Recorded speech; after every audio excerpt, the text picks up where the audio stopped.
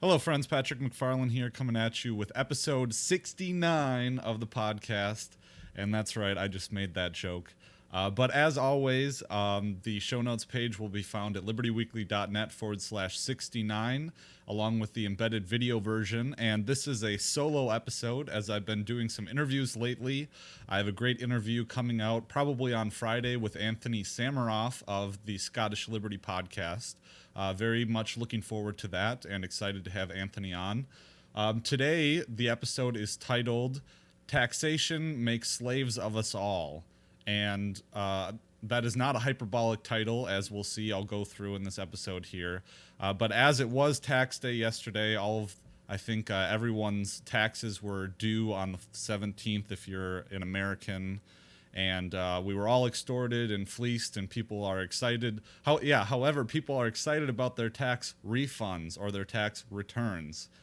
Kind of like being excited when you go to McDonald's and you pay for your $15 meal with a $20 bill, and the people at McDonald's give you your $5 in change. So I don't know what's so exciting about that, but we have plans for our returns, I suppose. And so as Liberty Weekly started as a blogging site under the Tom Woods Show umbrella, I still release some blog posts, and here is a blog post that I made on January 19th, just kind of making the connection between libertarian anarchism being abolitionism. I mean, there's no difference. So if taxation makes slaves of us all, then wouldn't voluntarists or anarchists be emancipationists? And I'm going to make this connection here, but I mean, obviously taxation is theft. It's not necessarily theft, and I'm going to go through the common law definitions of theft here and connect the dots for you.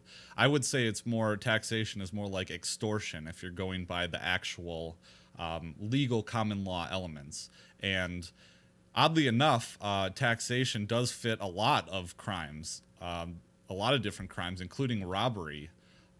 Although there would be an element of imminent that isn't met. So as you can see on the screen here, I have, for you listening, those listeners listening to the audio version, you really should listen to or watch the video versions. There's a lot to be gained, especially in these visual aids here. But for terms of anecdotal evidence, I went through and I looked at the Quizlet, because I use Quizlet a lot for, law students will make their own flashcards, and it's very useful for studying the elements of certain crimes.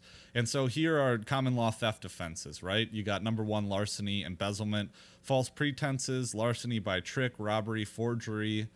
There's other theft, extortion I included here. Here's a different page. And let's go through the extortion first. So extortion is the obtaining of property from another with his or her consent induced by the wrongful use of actual or threatened force, violence, fear, or under color of official right. So you obtain the consent through threats of force.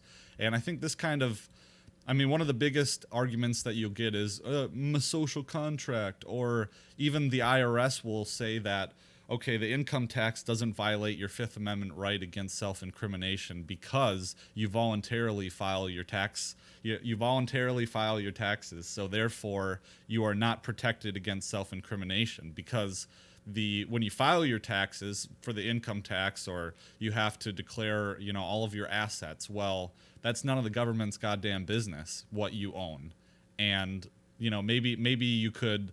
In disclosing your assets or disclosing this information, you could incriminate yourself. And the point is that you can't be compelled by the government to give up information unless you've been suspected of a crime.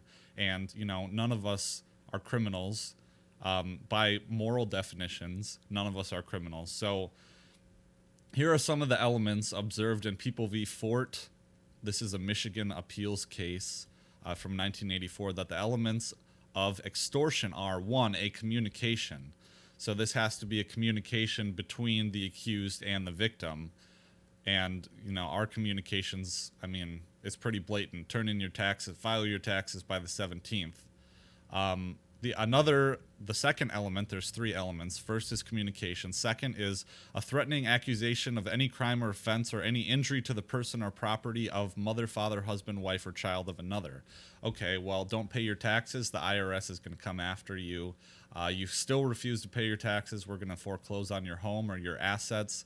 If you rightly defend your property against this foreclosure, we will incapacitate you and put you in a cage, or we'll kill you. Most likely they'll kill you if you approach them and defend your property rightly with a weapon. And these threatening communications have to be done with intent to extort money or pecuniary advantage as to compel the person so threatened to do or refrain from doing an act against his or her will. So taxation is extortion according to the own common law elements of extortion. And as we've discussed ad nauseum in the show, just because people wear a costume or just because they're in the government group, that doesn't mean they have any other legal rights that are different or more expounded upon than the rights that we as individual private citizens possess. So right there, according to the own criminal definition of extortion. And there's some other ones here. I mean, I think taxation is still theft, because if theft, common law larceny, is the trespassery taking and carrying away of the personal property of another with the intent to permanently retain the property and deprive the owner of said property. So therefore, taxation is also theft according to the elements. It's a trespassery well, I guess that would be debatable. I think it would be trespassery because the consent is obtained through a threat of violence. So it would still be, against the consent of the owner. But the other elements are met. It is the taking and carrying away of even though money is fungible goods, you can, fungible goods. So it is a trespassery taking and carrying away of the personal property of another with the intent to permanently retain the property. It's not like the IRS is going to come back. It's like we said, your tax refund is not a refund. It's just the change that you get from them overcharging you. So let's see. There's also burglary. Where was that? Burglary is in here too somewhere. But burglary is basically theft with the immediate use of force. And I suppose that taxation could use the immediate threat of force. Robbery or larceny. From the person or presence of another by force or threat of immediate force. So common law robbery are larceny, so all the elements from above. From the person or presence of another by force or threat of immediate force. So I guess robbery is a more apparent upfront thing. So the robbery would be when the police actually come to your house and deprive you of your assets. So I have a few Mises articles here. I don't know if I'm going to get into them, but I'll link them in the show notes page here. This is a great article by Judge Napolitano, published in April of last year. So this was last year's tax season. So always a fun read. And he poses the very good question. Why do we put up with this? That's a good question, especially because the implications of taxation is that you are a slave, that we are all slaves, and it is a hyperbolic statement, but it is an accurate statement, and you'll really trigger people with this. I had this article, I got backlash from liberals, but on Facebook, and when there was a Facebook argument that ensued from this, and it was in the new Libertarian page on Facebook, which actually is made up of a bunch of statists, and they just can't handle the truth. But this guy was, I don't know, he was probably a Bernieite or a socialist. For some reason, he was on the new Libertarian page, and he was saying, oh, this is a hyperbolic statement, and but I parsed him down on the actual logic of it, because apparently he started reading the article but didn't. All the things that he argued up against me, I brought up in this article. So once again, the article that I wrote is titled "Libertarian Anarchists Are Modern Day Abolitionists," and I make I say, yeah, that might be a grandiose statement, but it's absolutely true. For instance, if a good definition of slavery is using force or coercion to take 100% of someone's labor, what is it called when the state takes 80% of your income? What about 60% of your income? What about half your income?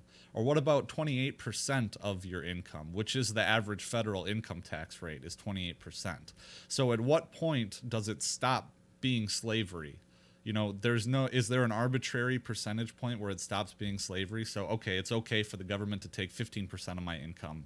And that doesn't imply that so them taking 15% of my income doesn't imply that I'm a slave. I don't see that logic there. I think if someone claims to have a right to any percentage of your income, that makes you a slave.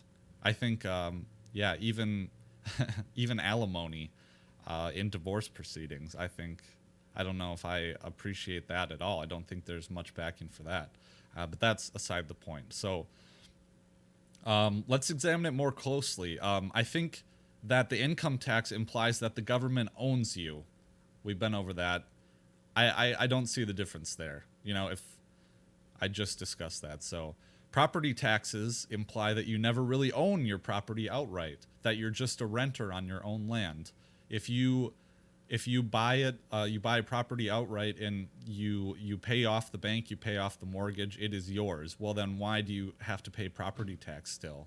And there's a counter argument, a social contract, and you get stuff from taxes. We'll address that too. But so property taxes imply that you never really own your property outright. Retail sales tax is just a thinly veiled extortion fee. Well, you did a transaction on our mob property, so we get a cut of that. I don't see how that's any different than, Chicago mobsters or anything like that.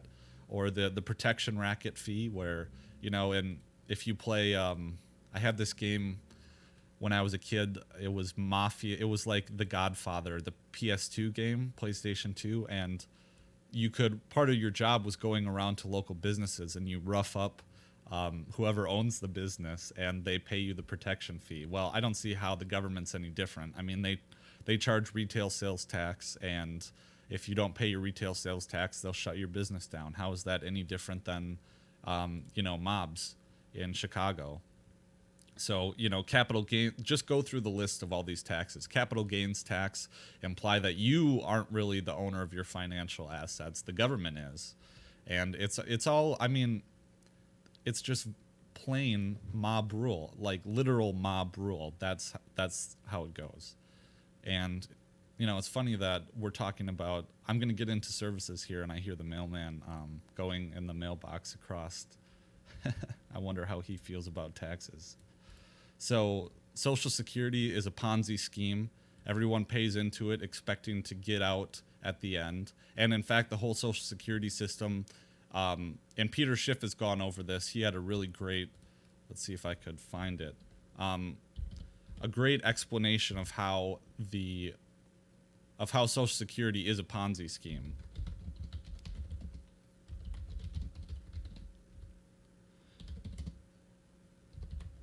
Sorry for this pause here. Yeah, so this is the good one here. The Peter Schiff Show. This is Peter Schiff, and I am talking with my guest, Charles Blauhaus, who is a trustee for Social Security and Medicare. And so I want to talk a little bit about the actuarial solvency of Social Security. First of all, Charles, do you know what a Ponzi scheme is? Yeah, I do indeed. Okay, so could you describe to me the difference between Social Security and a Ponzi scheme? Well, I would say this. The difference is largely one of intent. I mean, obviously, a Ponzi scheme, you have something of an intent to defraud. But there are I'm not talking about the intent. I'm talking about what it actually is. I mean, right, how a Ponzi scheme is financed. Is there a difference between the way a Ponzi scheme is financed and the way Social Security is financed? Well, there's certainly strong similarities. I mean, but is there a difference? Is there any difference? Well, I can answer the question. The only difference is you're required to participate in this Ponzi scheme, whereas private Ponzi schemes are voluntary. But the fact of the matter is, just because the government mandates everybody participate doesn't validate a Ponzi scheme. It doesn't make it work.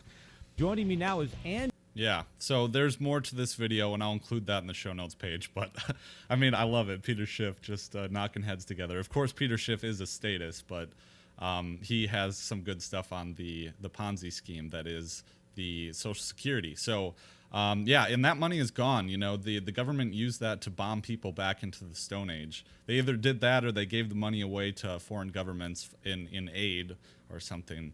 But that money's gone. I mean, it's just gone. And you gotta, I think that's part of the reason why there's this scheme to import immigrants from other countries in too, because, and Stefan Malny brought this point up, and I'm an open borders guy. I don't like the term open borders because I believe in private property borders, but it is a problem. Importing, you know, using the power of the state to import people is a problem. And I think what Stefan Malny points out is that, well, in first world countries, you have the population growth caps off at a certain point, or it slows down. Well, the government is running these intergenerational Ponzi schemes where they shift debt off to further generations. Well, if the population of the country is stagnant or shrinking, the Ponzi scheme falls apart. So they need to import cheap labor and also just population in general to keep everything going forwards. And yeah, so that's a point that Stefan Molyneux makes that I think is astute. So, and then finally I say, you know, the Federal Reserve drives inflation, which robs your purchasing power out from under you. And I don't think it's because you can have a free market money itself that could be inflationary. I don't, maybe I'll walk that statement back, but it's the intentional, the part that is theft of the inflation of the Federal Reserve is that it's being done intentionally, and that the depreciation of the dollar is being done intentionally. You could have a value of a commodity or a currency that depreciates naturally, but it's the intentional running of it, the driving of it by the Fed, that's the problem, and that what makes it theft essentially. So with all these fees, taxes, and inflation tallied up, the government eventually ends up taking more than half of your income. And, you know, whether that's you spending, you know, because you could have your taxes left over, but there's even more. Even after you pay your taxes on the 17th, there's still sales tax and consumption taxes. And I would say that the modern American ends up paying, you know, depending on your income class, you know, around 40 to 50% of your income in taxes. So I don't know how this is any different than us being enslaved. If anyone claims to own part of your property without, you know, justification, then you're a slave, especially if it's a recurring theft. And I think that one thing that I make up here is eventually I think the way that human society has progressed, we have realize that laissez-faire or a shell of laissez-faire capitalism is more productive for the status, because essentially what we are is government is just a human farm, that we're all farmers. The most productive, or the most excuse me, I'm stumbling here, but the most productive thing to do, the one that will get you the most money, is farming. And the governments have realized that the best livestock to have are people, other people, farming other people. And when you allow the cattle or the people to think that they're free, or you allow the people to the division of labor, you allow them to select their own path, they end up producing, sorry for that, they end up producing way much more value for you than if you dictate it through the state.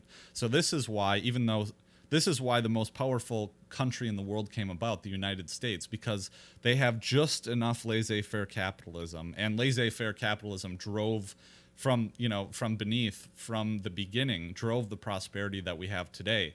Well, they still have the shell of laissez-faire capitalism because the United States realizes that if we just let people do what they want, then they'll be more productive and we can siphon more off the top. So I think the fact that we have relative freedom in the United States is more of like an accident, or more of we're allowed to be that way because our overlords or our owners, our slave masters in the United States government, know that we'd be more productive if we had the illusion of freedom, if we thought we were able to, to a certain point, to choose our own profession. So I have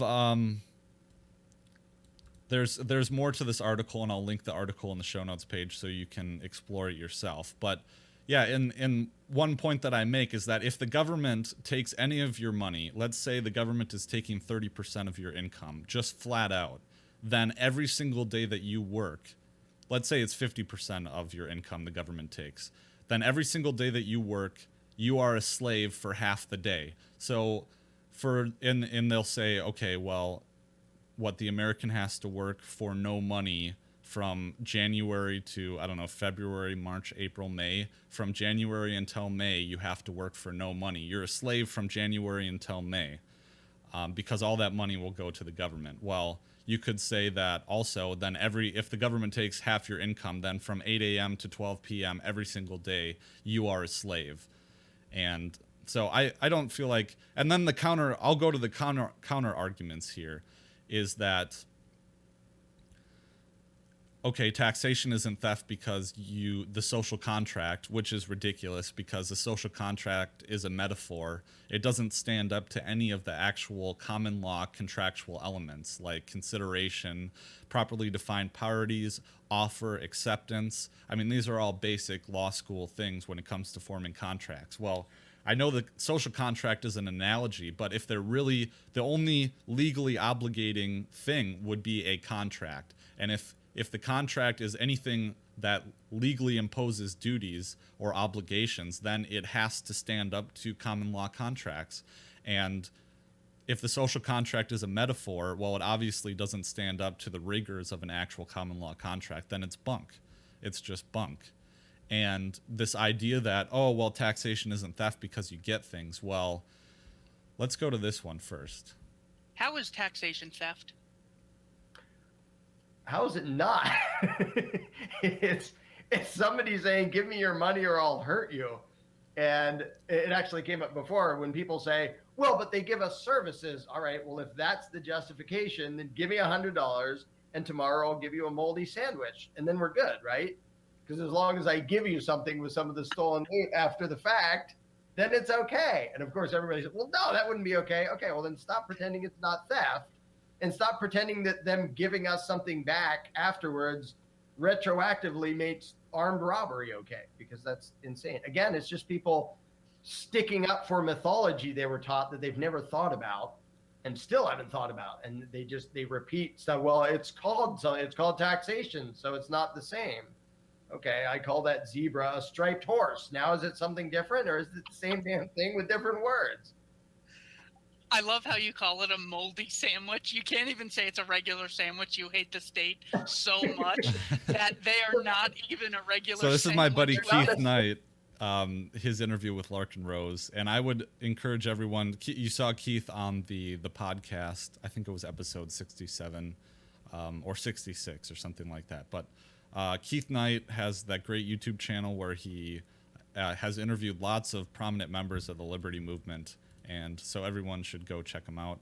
That's from a much larger set of interviews. It's a two-hour interviews, and this is Keith's second interview with Larkin Rose about it. But yeah, so the argument that taxation isn't theft because you get services. How would I have driven here today if I didn't have a road to drive on? How would the postman who was just delivering my mail, how would he bring the mail here? How would I even get mail if it wasn't for the state taking my money forcibly and putting it forwards? I mean, before they freed the slaves? Well, okay, I should rephrase that. Before Abraham Lincoln freed the slaves, but in doing so enslaved everyone in the United States of America. When abolitionists were advocating for slaves to be freed, people didn't say, well, who would pick the cotton if we didn't have slaves? I mean, the cotton would get picked. Someone would pick the cotton. The point is that slavery is immoral. And just because cotton may or may not get picked after the slaves are free doesn't mean that slavery is less immoral. On the other hand, if so if taxation isn't theft because you get stuff from it, well, let's say you're a slave on a plantation, and are you any less a slave because your slave master, clothes you and feeds you and gives you a place to live? No, you're still a slave, even though you get some benefits from this relationship, and you should be free because it's immoral. And no one would make the argument that you're not a slave because the slave master gives you a place to sleep and food and clothes. It's just a ridiculous notion. And, furthermore, we talked about contracts and all those different things. So, I mean, taxation is, I prefer taxation as theft because it has a ring to it, even though, and I did go through the common law elements of theft, and I think it does fit, common law larceny, the trespassery taking and carrying away of the personal property of another with the intent to permanently deprive the owner. I mean, taxation is theft. Taxation is also extortion. I think extortion is more accurate in terms of the elements itself. But I mean, there you have it. Taxation is theft. Taxation makes slaves of us all, and I won't belabor this point any longer. Just a few housekeeping measures. You always know how to support the Liberty Weekly podcast. Don't forget about that Amazon affiliate link. That is at libertyweekly.net/Amazon. It'll take you right to the Amazon homepage. You can do your shopping, and a small commission will go towards the show. I use that to buy books and to get ideas for the show, also to help pay my monthly hosting costs. And you can also become a patron of the show and get great bonuses. It is a mutually beneficial exchange. I got lots and lots and lots. Let's go here, the Patreon page. I have lots and lots and lots of bonuses. Now that I've been having guests on the show, I've been having lots of extra conversations. So there's uncut conversations with DT. DT likes to curse and swear. Well, there's a whole bunch more of it in here, and maybe some stuff that wasn't fit for the show even. And in this one, I had extra conversations with Keith about 9/11, oddly enough, and conspiracy stuff. We're planning episodes on that, but there was a conversation, an extra conversation here that you get access to. Also, I had conversations with Kyle Anzalone about things other than foreign policy. So if you want to get Kyle's opinions on things other than foreign policy, that's also in our conversation. So there's those benefits. There's also like this extra episode that I did. There's also access to my personal meme cache. There's access to the Rothbard repository, which is a indexed and searchable repository of Murray Rothbard lectures. A huge resource for us to use, put together by Daniel from the Actual Anarchy podcast. That is excellent, and you get access to that at, I think, the $10 a month level. Yes, right there. So that is available to you. So consider doing that. Also, let's see, affiliate. I am a NordVPN affiliate, so you can get your NordVPN subscription through me. I did Liberty Classroom. I don't have the subscription anymore, so I don't know if the benefits would still go to me. So, but that is available as well. And I appreciate everything. We have a resurgence of new listeners to the podcast, and I'm super grateful for this on MeWe.com. I've been able to build a nice community around the show, and I've seen some people that listen to the show have contacted me and reached me on there.